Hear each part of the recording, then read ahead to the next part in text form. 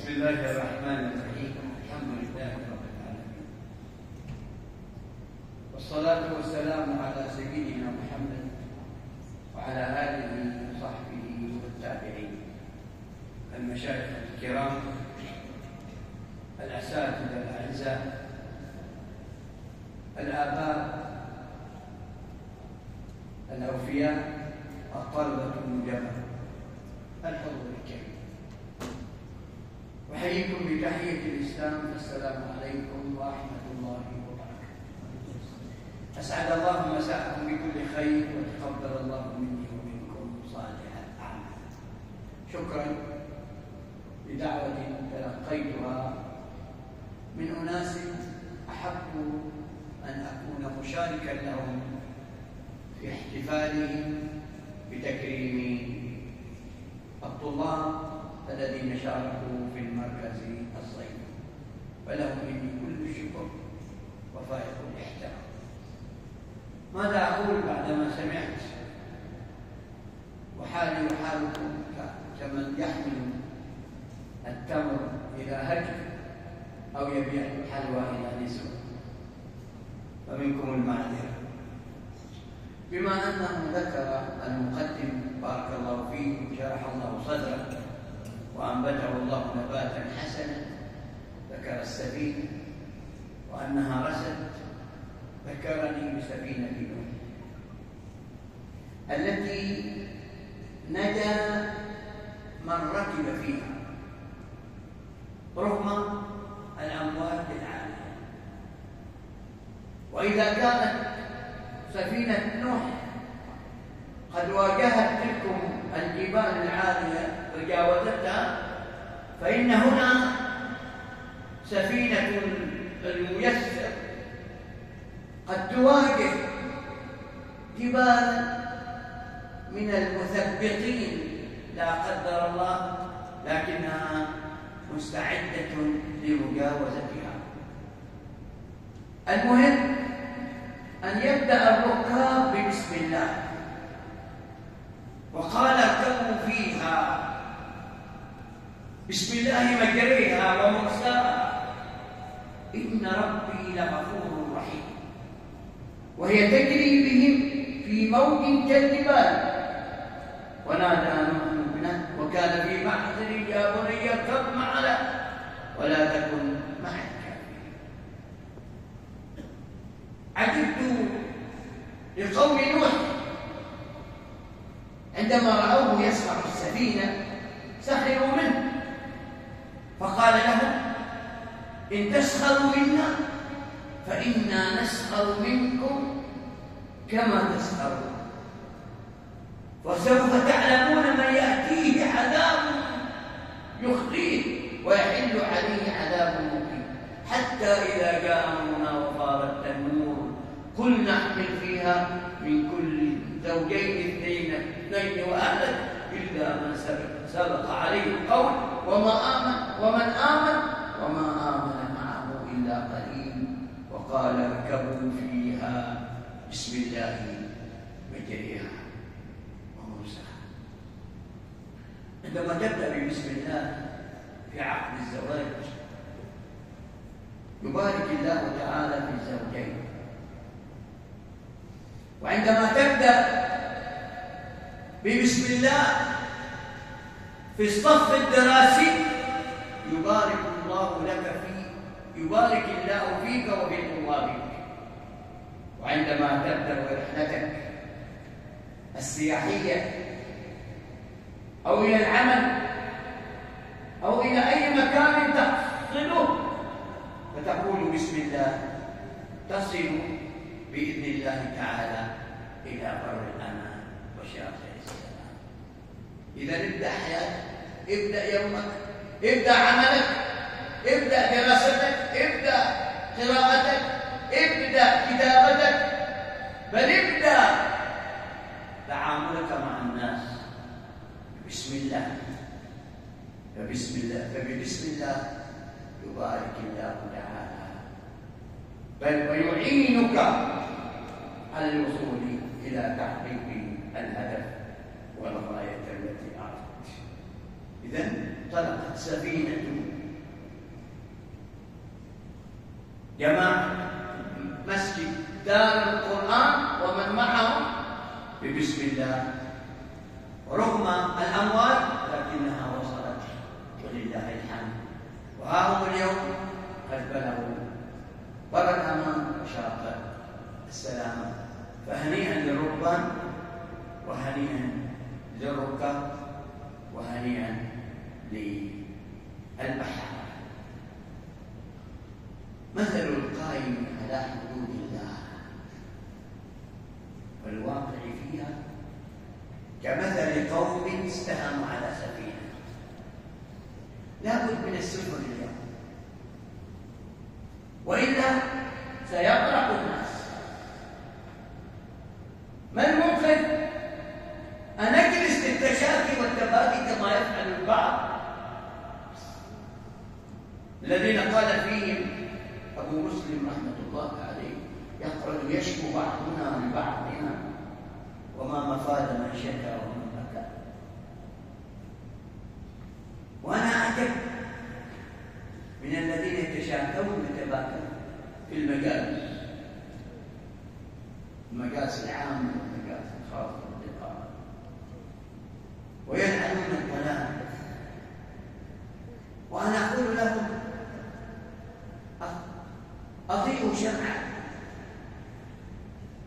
شمعة سيستضيء بها الآخرون، وإياكم ولعن الظلام.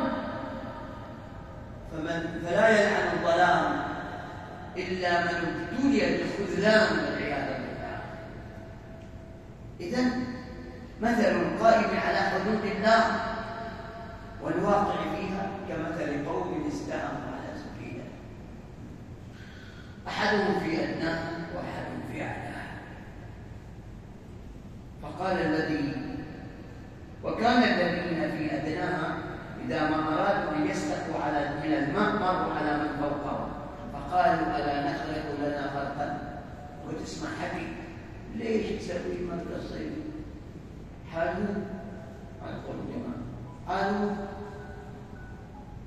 خلينا مرتاحين، خلينا نروح الخريف ونخرف، خلينا نروح نسلي على انفسنا كل يوم علم وكذا.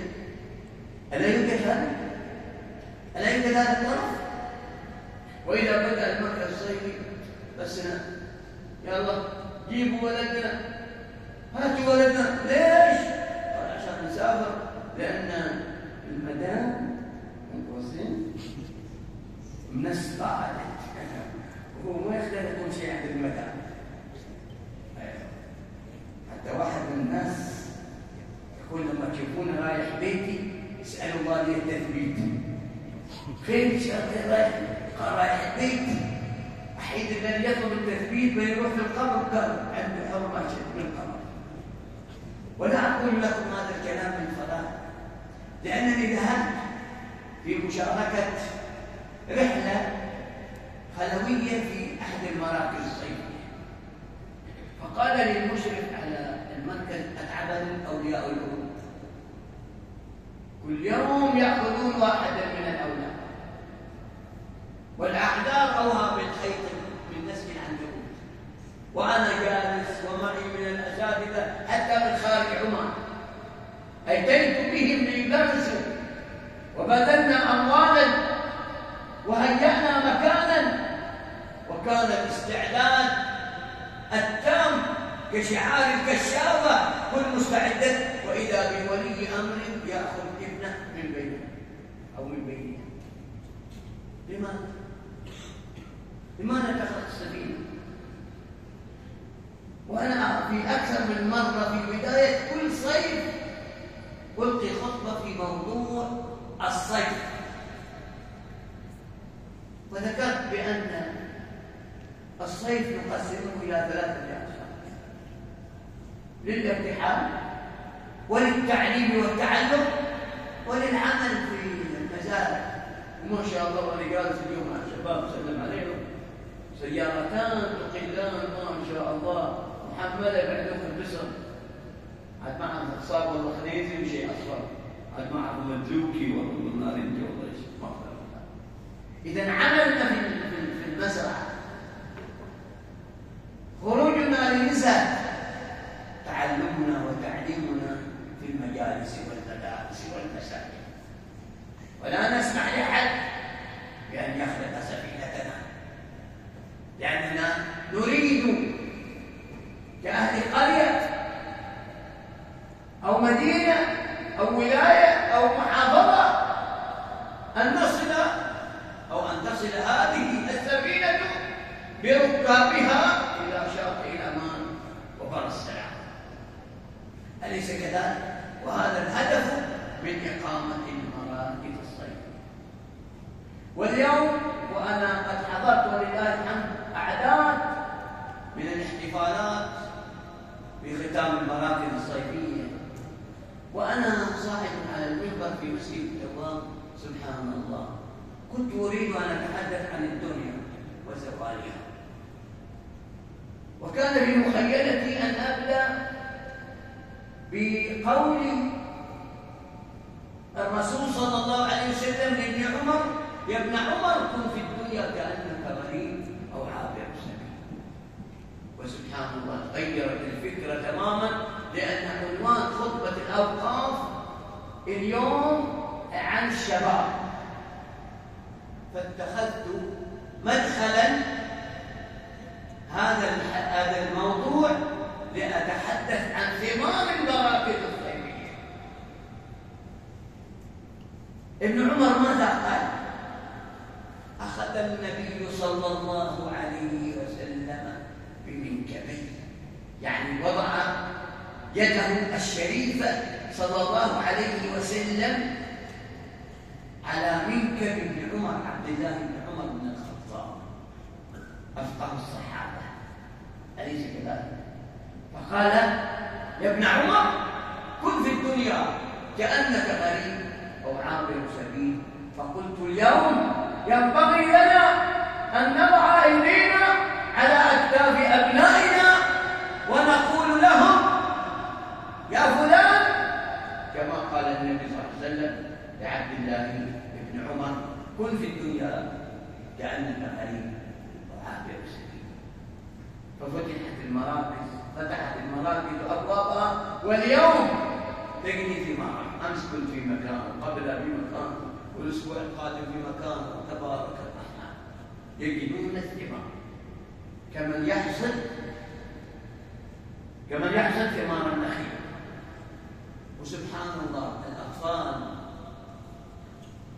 صفحاتهم بيضاء ننقش نحن فيها. فما الذي نريد أن ننقشه؟ عقيدة. لماذا العقيدة؟ بعض الناس جاءتهم أفكار وأصبحوا يعتقدون الأفكار التكفيرية، ولا أريد أن أدخل في هذا. عنوان محفوظ ولله الحمد، ونحن نتابع الآن وأنتم تتابعون، إلا العمانيين ما شاء الله تبارك الله، والآخرون في أمواج من الفكر ما ظهر منها وما بطن، سواء كان من خلال العالم الافتراضي أو من خلال المحطات الفضائية أو من خلال الوسائل الأخرى. سباق وشك، إلا العمانيين لا تسمح سباق ولا شك، إنما هو دعوات وتبشير ومعونة، أليس كذلك؟ لإخوانهم المسلمين في كل مكان. وتحدث عن الفقه في الدين، وعن تعلم القرآن، وعن تعلم العقيدة، وعن تعلم الأخلاق، وكيف يعود الأبناء والبنات إلى بيوتهم وبين آبائهم وأمهاتهم يطبقون قول الله جل وعلا: وقضى ربك ألا تعبدوا إلا إياه وبالوالدين إحسانا. إذا سفينتنا مستمرة وستصل بإذن الله تعالى كما وصلت سفينتكم أنتم في هذه القرية الطيبة إلى بر الأمان وشاطئ السلام، وبإذن الله في أعوام قادمة ستنفر باب البحر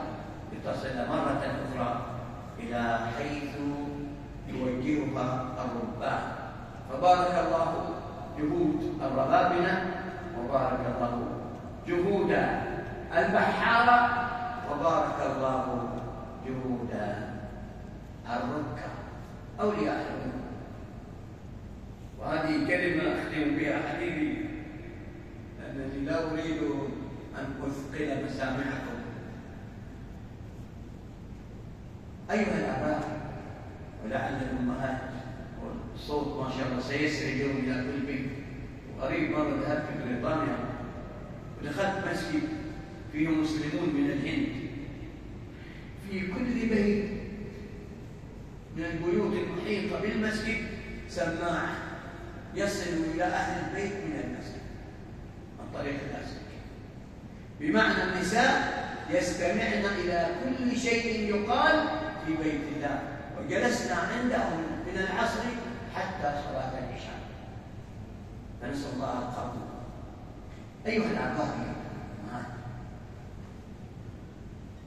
ما الذي ينتظره القائمون على المراكز الصيفية منكم؟ منكم صاحب مال، ومنكم صاحب فكر، ومنكم صاحب وجاهة، ومنكم وزع الله فيكم ما تفرق في غيركم، أليس كذلك؟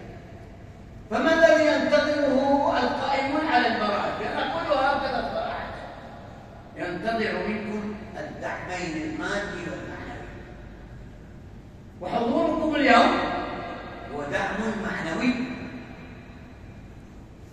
وما قام به أو ما نفذه المركز من برامج إنما هو بدعم مادي، أليس كذلك؟ فدوركم عظيم، لأنكم أنتم الذين ستقطفون الثمر. واليوم حالنا ربما ليس كحال الناس، وما ندري ما يأتي به القدر، لكن لا نريد أن نلوم أنفسنا ونقول يا ريت. وأختم حديثي بقصة. كان إنسان وهو أكاديمي للأسف يستهزئ بدين الله ويضحك على وفي ليلة من الليالي وفي الساعة 3 ليلا تلقى صفحة من ابنته حتى أدخلته العناية المركزة. لماذا؟ لأنه غفل عن تعليمها،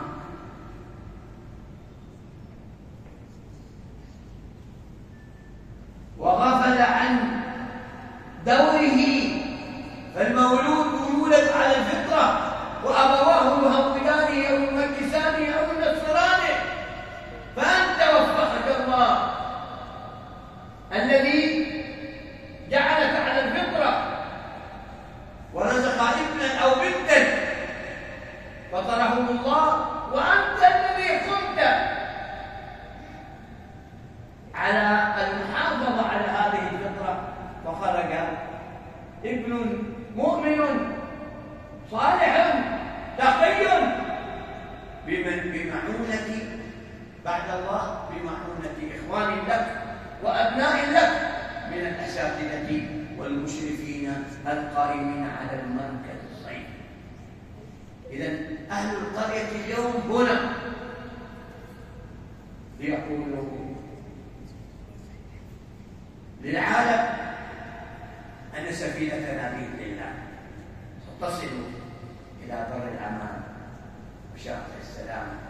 وإذا كان الناس يقولون بأن نظافة المدينة عنوان ساكنها، فأنا أقول نظافة الميسر من ثقافة ساكنها.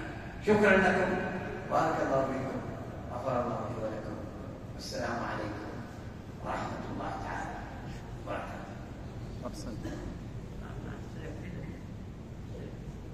ما بقول ولكن